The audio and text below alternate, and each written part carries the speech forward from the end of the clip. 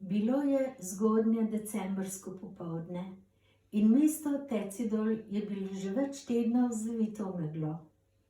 Vsak trenutek pa naj bi bilo puščavnosti konec, saj se bodo natanko ob 5. popoldne po vsem mestu prižgale praznične luči.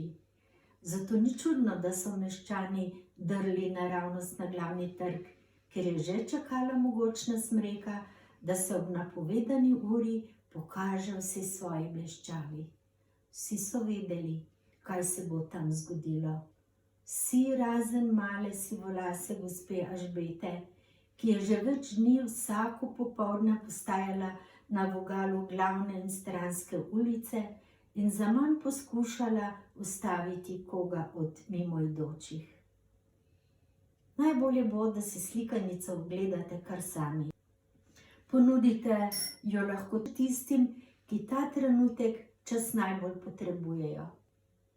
Jaz pa vam skodelico čaja, žličko dobrega časa ponudim že zdaj.